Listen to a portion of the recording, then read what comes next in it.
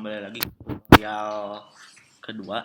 Di sini saya akan mencoba untuk sharing tentang bahasa pengulangan di Dart. Nah, untuk pengulangan di bahasa Dart ini tuh sebenarnya sama kayak bahasa pemrograman yang lain. Harusnya ada tiga ya. Ada for, ada while, sama while do. Tapi di sini saya akan mencoba untuk sharing yang dua aja, yang for dan while, karena menurut saya itu yang sering digunakan, dan do juga itu sebenarnya bagian dari while sih, cuman ya saya nggak akan jelasin itu.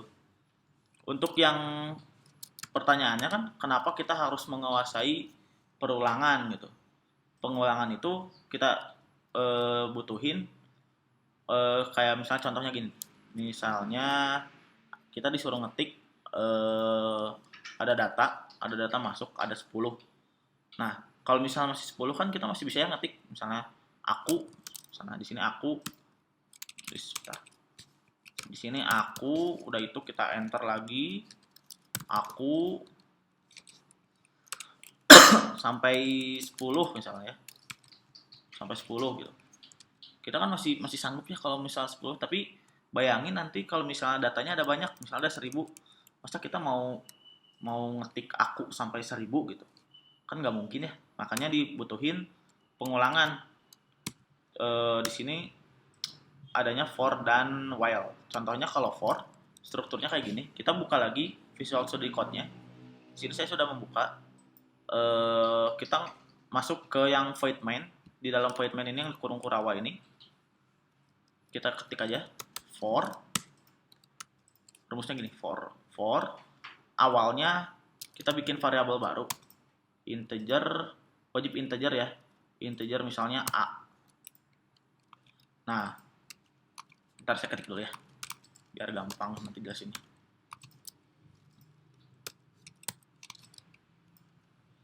A kurang dari 5, a print a. Nah, di sini saya mau jelasin. Jadi integer yang pertama ini adalah syarat awalnya. Jadi misalnya di sini saya integer a sama dengan 0. Jadi jika a sama dengan 0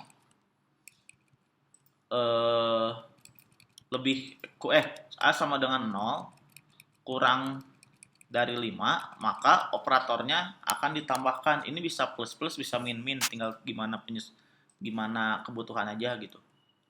Jadi di sini saya ya di sini jika a, jadi jika nilai si variabel a ini 0, dan dia akan ngurangin terus sampai kurang dari variabel yang kedua nih, dari syarat yang kedua.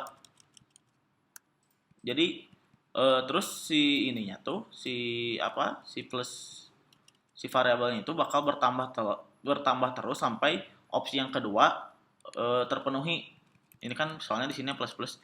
Jadi kalau saya di sini coba ngeprint isi variabel a, maka akan munculnya angka 0, 1, 2, 3, 4. Jadi bakal ada 5 angka yang 5 data yang bakal muncul. Kita contohin aja. Terminal, masuk ke folder binnya, kita ketik. Nah, kan 0, 1, 2, 3, 4 gitu. Tapi kalau misalnya di sininya saya tambahin sama dengan, berarti kan harusnya jadi 6, karena mulainya dari 0, 0, 1, 2, 3, 4, 5. Nah, 0, 1, 2, 3, 4, 5.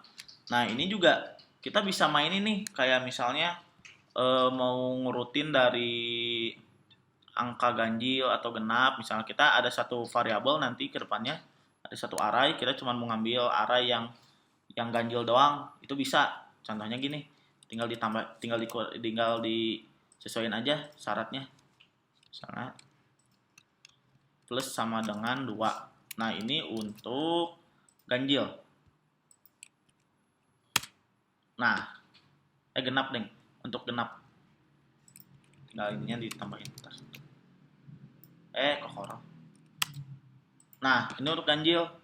Jadi awalnya dari 1,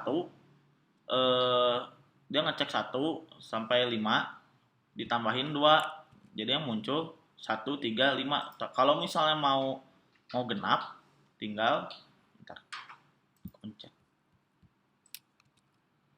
Bentar ya. Tadi kepencet. Kalau misalnya mau genap, kalian tinggal dari ini aja, dari 0. Ininya di nolin.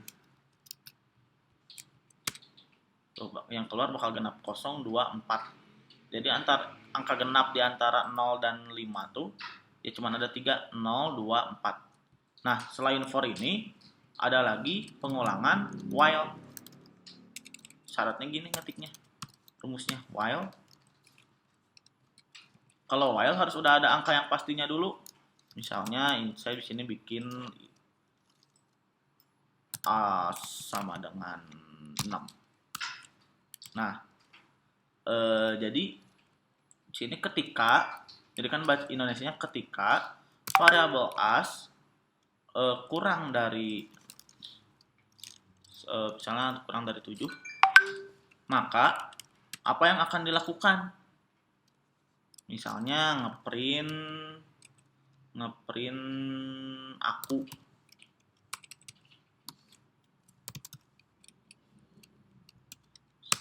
Di sini variabel ininya apa? Variabel penghitungannya misalnya as plus. Nah, jadi si aku ini kalau di while dia akan ngeprint sebanyak si asnya ini disamain dulu sama si yang variabel ininya. Kalau lihat dari sini harusnya keprintnya cuma 1 akunya tuh. Bentar ya. Nah, benar kan akunya cuma 1 karena dari 6 ke 7 kan jaraknya cuma 1.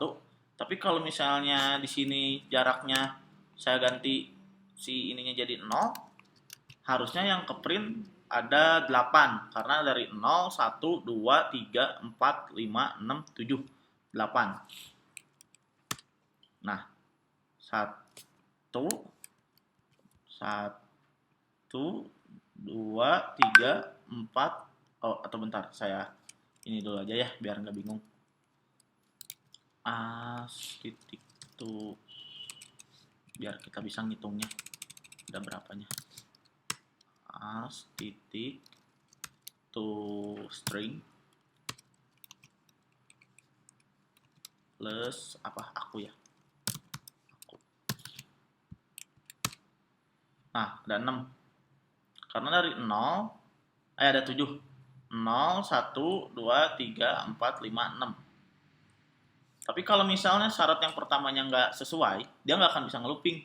Jadi misalnya asnya ini saya 8. 8 kan harusnya lebih besar dari 8 kan lebih besar dari 7. Jadi kalau misalnya ini saya print, nggak akan kejadian apa-apa.